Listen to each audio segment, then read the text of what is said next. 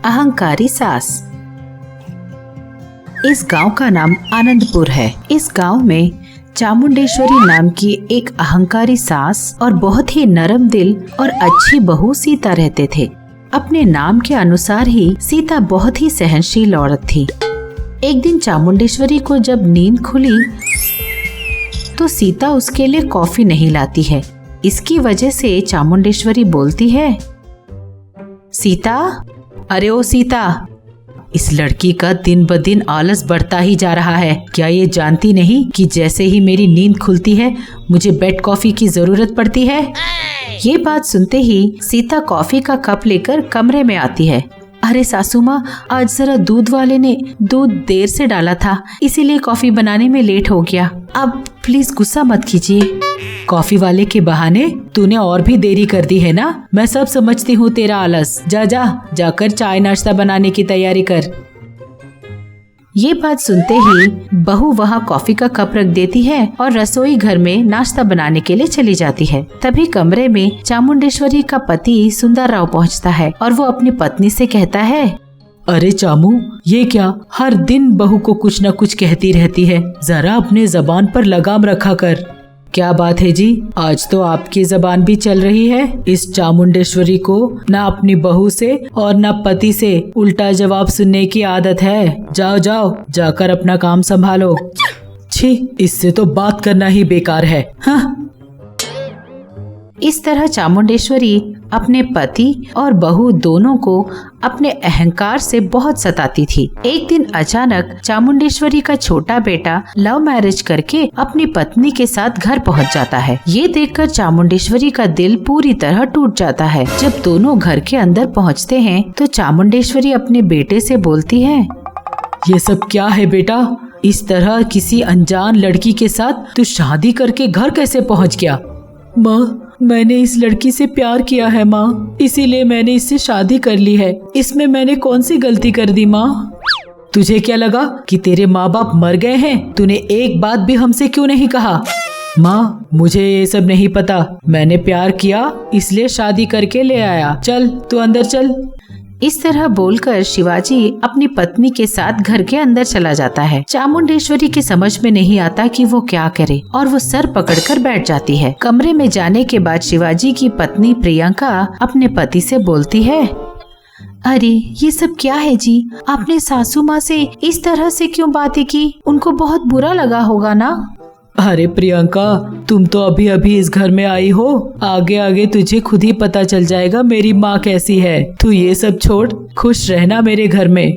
इन दोनों की बातें चामुंडेश्वरी चुपके से सुन रही थी। ये सब क्या है? मेरा बेटा उस लड़की का नौकर बन गया है क्या? इस चामुंडेश्वरी के बारे में इस घर आई नई बहू को भी पता चलना चाहिए। अब मुझे ये सोचना होगा कि उसके लिए मैं क्या करूँ। इस तरह बोलकर चामुंडेश्वरी अकेले में कुछ सोचती है और एक निर्णय लेती है। अभी इसको मजा चखाती हूँ। अगर इस छोटी बहू को डराना है तो उसके सामने पहले बड़ी बहू को डांटना होगा और ये देखकर ये छोटी बहू भी डर जाएगी। इसे पता चलना चाहिए कि ये चामुंडेश्वरी कितनी ढीठ औरत है। इस तरह का निर्णय लेने के बाद चामुंडेश्वरी हमेशा इसी मौके की तलाश में रहती थी कि कब दोनों बहुएं एक साथ एक जगह मिल जाएं। इस तरह एक दिन जब दोनों बहुएं मिलकर डाइनिंग टेबल पर बैठकर खाना खा रही थीं, तब चामुंडेश्वरी वहां पहुंचती है और दोनों को देखते ही उसको बहुत गुस्सा चढ़ जाता है और वो गुस्से में सीता से बोलती है, क्यों री सीता, मैं तेरी सास हूँ और तू मेरे ही सामने डाइनिंग टेबल के ऊपर बैठकर खाना खाएगी? तेरी इतनी मजाल। ये बात सुनते ही सीता डर के मारे उठ खड़ी होती है, लेकिन प्रियंका इनकी बातों की कोई परवाह नहीं करती। ये देखकर चामुंडेश्वरी मन में सोचती है, अरे ये क्या, सीता तो मेरी बात सुनते ही डर गई और ये छोटी तो बिल्कुल मेरी बातों की परवाह भी नहीं कर रही। कहीं इस छोटी का मुझसे ज्यादा अहंकार तो नहीं। इस तरह वो मन में सोच रही थी। थोड़ी देर बाद प्रियंका अपने पति शिवाजी के पास जाकर बोलती है, अरे शिवा, तुम्हारी माँ तो अहंकार के हार को अपने गले में डालकर ही घूम रही है क्या वो जानती नहीं कि अगर अहंकार इतना बढ़ जाए तो वो हार ही सांप बनकर डस लेता है। मैंने तुझसे पहले ही कहा था ना, इसीलिए मेरी माँ के अहंकार को तोड़ना होगा हमें। उसके लिए हमें कोई रास्ता जल्दी से जल्दी ढूंढना होगा। हाँ, एक काम करते हैं, मैं अपनी बुआ को बुलाऊंगी। वो आएगी तो तुम्हारी माँ की अकल ठिकाने लग जाएगी। एक बार अपना फोन दो, मैं तुरंत अपनी बुआ को फोन लगाती हूँ। इस तरह प्रियंका शिवाजी का फोन लेकर अपनी बुआ को फोन करके उन्हें तुरंत यहाँ आने के लिए बोलती है। उनके प्लान के मुताबिक ही अगले ही दिन प्रियंका की बुआ कांतम इनके घर पहुँचती है। अपनी बुआ को देखकर प्रियंका बहुत खुश होती है और बोलती है, हाय बुआ, कैसी हो आप? घर पर सब कुशल मंगल है ना? हाँ हाँ बेटा, घर पर सब ठीक है। ये दोनों बातें कर रहे थे कि तभी चामुंडेश्वरी वहाँ पहुँचती है और इन दोनों को देखकर चामुंडेश्वरी पूछती है, कौन है ये औरत? सासू माँ, ये मेरी बुआ कांतम है, अभी अभी गांव से आई है। अच्छा, तो क्या तेरी बुआ को ये भी नहीं पता किसी के घर जाते वक्त खाली हाथ नहीं जाते? अरे ओ, मैंने भी तेरे ही तरह बहुत सारा अहंकार दिखाया और अपना सारा पैसा खो बैठी, और अब देखो घर घर फिरना पड़ता है मुझे। उसकी बातें सुनते ही चामुंडेश्वरी सोचती है, अरे ये क्या, मैं क्या बोल रही हूँ और ये क्या कह रही है? क्या ये मुझे इनडायरेक्टली बोल रही है कि मैं अहंकारी हूँ? इस तरह वो मन में सोचकर, चलो कोई बात नहीं, अब आ ही गई हो तो 1-2 दिन रुक जाओ। बेटी प्रियंका, अपनी बुआ को अंदर ले जाओ। इस तरह बोलकर चली जाती है। कुछ दिनों बाद एक आधी रात को चामुंडेश्वरी को दिल का दौरा पड़ जाता है, लेकिन कोई भी उसका ख्याल नहीं करता। हे भगवान, बहुत दर्द हो रहा है। कोई मुझे अस्पताल ले जाओ। हाँ, दर्द बर्दाश्त नहीं हो रहा, कोई मेरी मदद करो। इस तरह चामुंडेश्वरी दर्द से करा रही थी। सब लोग गहरी नींद में सो रहे थे, लेकिन किसी आवाज को सुनकर सीता को होश आता है और वो दौड़ते हुए अपनी सास के पास पहुंचती है। सासू माँ, आप चिंता मत कीजिए सासू माँ, मैं आ गई हूँ। मैं आपको अभी अस्पताल ले जाती हूँ सासू माँ, आप फिक्र मत कीजिए। इस तरह बोलकर वो तुरंत अपनी सास को अस्पताल ले जाती है। सीता के साथ बाकी परिवार वाले भी अस्पताल पहुंचते हैं। तब डॉक्टर आकर चामुंडेश्वरी का चेकअप करते हैं और बोलते हैं कि अब वो ठीक है। तब बिस्तर पर पड़ी चामुंडेश्वरी के पास कांतम पहुंचती है और बोलती है, देखा आपने, आप हर दिन अपने अहंकार की वजह से अपनी बहू को ताने मारती थी और हमेशा कोसती रहती थी, लेकिन देखा आपने अंत में क्या हुआ? आपकी बड़ी बहू सीता ने ही आपकी जान बचाई है। ये सब देखकर आपको क्या समझ में आया बताइए? एक औरत में, खासकर एक सास में होने वाला सर्वप्रथम गुण अहंकार नहीं है, अच्छाई ही सबके काम आती है। सास होने का अहंकार तो बिल्कुल नहीं होना चाहिए। इस तरह कांतम समझाती है। कांतम की बातें सुनकर चामुंडेश्वरी बोलती है, आपने मेरी आंखें खोल दी हैं। आज से अपनी बहू के साथ ही नहीं, बाकी किसी के साथ भी मैं अहंकार से बर्ताव नहीं करूंगी। मैं समझ गई हूँ कि अगर आपकी जबान अच्छी हो तो सब आपके दोस्त बन जाते हैं।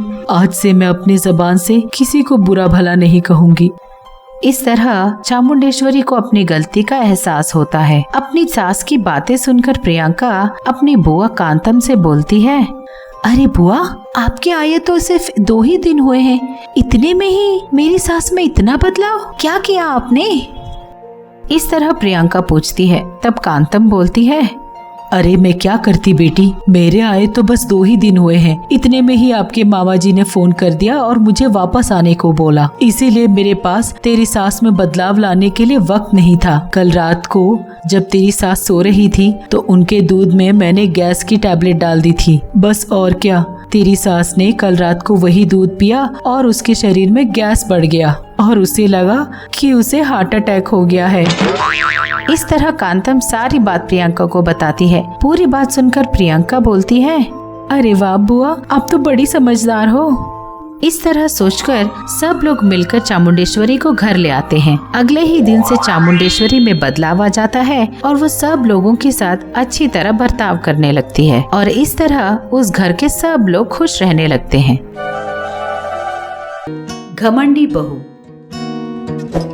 श्यामलापुर नाम का एक गांव था। उस गांव में शकुंतला और दिव्या नाम की सास बहू रहते थे। बहू इस बात का घमंड करती थी कि वो दहेज में बहुत सारा पैसा लाई थी, लेकिन शकुंतला पहले से ही बड़े शांत स्वभाव की औरत थी। लोग हमेशा उसकी प्रशंसा किया करते थे। रोज सुबह दिव्या नींद से जागने के बाद उसकी सास उसके लिए कॉफी बनाकर नहीं लाती थी। तब वो बोलती थी, अरे रे, हर दिन इन्हें तो अलग से बोलना पड़ता है। क्या ये नहीं जानती कि हर रोज सुबह मेरे नींद से जागते ही मुझे कॉफी पीनी है। वो बस बोल ही रही थी कि तभी सास कॉफी का कप लेकर उसके कमरे में पहुंची। बेटी, ये ले, कॉफी पी ले। कॉफी लेते हुए दिव्या बोली, सासू माँ, आपसे मैं कितनी बार कहूँ, जब तक मैं नींद से जाग जाऊँ मुझे कॉफी बनाकर दे दिया कीजिए। हर रोज यही बात बोलनी पड़ती है क्या आपको? ये बात सुनकर शकुंतला बोली, वो दरअसल मुझे कैसे पता होगा कि तुम कितने बजे नींद से जागती हो। ये बात सुनते ही दिव्या को बहुत गुस्सा आया और वो बोली, ठीक है, नहाने के लिए गर्म पानी तैयार किया आपने? आज मेरे एक दोस्त का शादी है, मुझे जल्दी तैयार होना है और शादी पे जाना है। बेटी, तुम उठकर ब्रश कर लो, तब तक मैं नहाने के लिए पानी रेडी रखती हूँ। इस तरह बोलकर शकुंतला रसोई घर में जाकर पानी रेडी करने लगी। नहा धोकर दिव्या तैयार होकर डाइनिंग टेबल पर आकर बैठ जाती है। ये बुढ़िया कोई भी काम टाइम पे नहीं करती है। सासू माँ, जल्दी नाश्ता लगाइए, मुझे खाकर तुरंत शादी में भी जाना है, पहले ही बहुत लेट हो गया है। इस तरह बोलते ही वो जल्दी जल्दी बर्तन लाकर डाइनिंग टेबल पर रखती है और अपनी बहू को नाश्ता परोसने लगती है। बुरा मत मानना बेटी, आज थोड़ी देर हो गई, ये लो खाओ। नाश्ता करते हुए दिव्या बोली, अरे सासू माँ, हर रोज सिर्फ इडली ही बनाती हो, कोई और टिफिन बनाया कीजिए। रोज रोज ये इडली खा खा के मैं पक चुकी हूँ। अच्छा सुनिए, शादी अटेंड करने के बाद मैं वहाँ से अपनी मम्मी पापा के घर जाऊंगी। इस तरह बोलकर वो चली जाती है। बेचारी सास बड़ी आशा भरी नजरों से अपनी बहू को जाता हुआ देखती है और सोचती है कि उसकी बहू में कब बदलाव आएगा। पता नहीं मेरी बहू में कब बदलाव आएगा। शादी का फंक्शन अटेंड करने के बाद दिव्या सीधे अपने माँ बाप के घर पहुँचती है। दिव्या को देखते ही उसकी माँ भाग्यम खुशी खुशी बोलती है, अरे बेटी दिव्या, कैसी हो तुम? दामाद जी तेरा अच्छा ख्याल रखते हैं ना? तेरी सास कैसी है?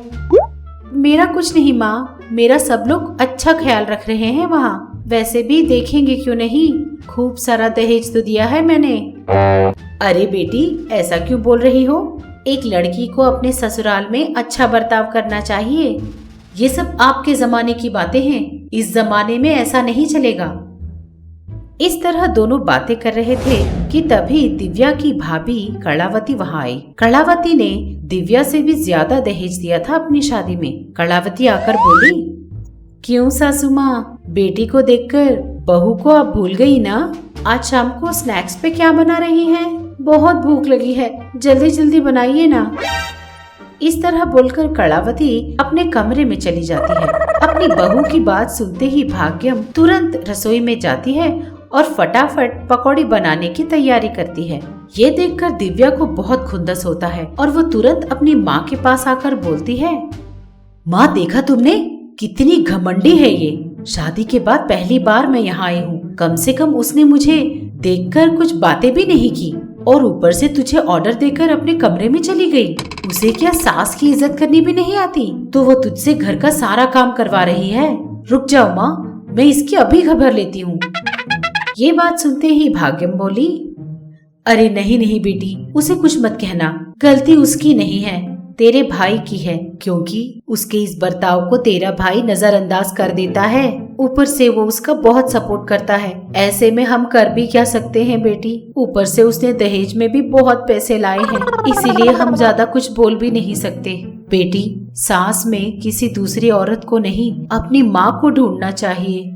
लेकिन आजकल की ये औरतें सास में किसी दुश्मन को ढूंढती हैं। चलो कोई बात नहीं, इन सब की मुझे आदत पड़ गई है बेटी। कम से कम तू अपनी सास से अच्छा बर्ताव कर, अपनी भाभी की तरह मत करना बेटी, क्योंकि बेटी दिन ब दिन हमारा उम्र ढलता जा रहा है उम्र के बढ़ते बढ़ते हम अपना काम खुद ही नहीं कर सकते। ऐसी स्थिति में हमें तुम जैसी बहुओं पर आधारित होना पड़ता है। इसीलिए ऐसी परिस्थिति में हमें उनकी सहायता करनी चाहिए। तू अपनी सास में अपनी माँ को देख। समझ गई बेटी?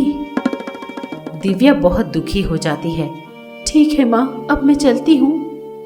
इस तरह बोलकर दिव्या अपने ससुराल पहुंचती है। जब तक दिव्या पहुंचती है, शकुंतला हॉल में सोफे पर आराम कर रही होती है। लेकिन जैसे ही वो दिव्या को देखती है, वो हड़बड़ी में सोफे से उठकर खड़ी हो जाती है। बहू, आओ आओ। रुक जा बहू, अभी मैं तेरे लिए फटाफट कॉफी बना कर लाती हूँ। इस तरह वो तुरंत रसोई घर में जाकर दिव्या के लिए कॉफी बना कर लाती है और वो दिव्या को कॉफी देते हुए बोलती है, ये लो बेटी, कॉफी पी ले। कैसी है तुम्हारी माँ और बाकी सब कैसे हैं? सब अच्छे हैं ना?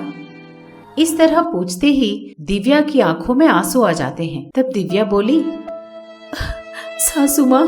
अपनी बहू के मुंह से इससे पहले उसने ये लफ्ज कभी नहीं सुना था। ये बात सुनते ही शकुंतला, ये सपना तो नहीं है ना? ये सब सच ही है ना? तूने आज बड़े प्यार से मुझे सासू माँ कहा। हाँ सासू माँ, आज मेरी आंखें खुल गई हैं। मेरा सारा घमंड उतर गया है। मुझे आज पता चला है कि माँ जैसी सासू माँ को दुख नहीं देना चाहिए। आज से आप मेरी सास नहीं, मेरी माँ हो। ये लीजिए माँ जी, ये चाय आप पी लीजिए। मैं फटाफट जाकर खाना बना देती हूँ।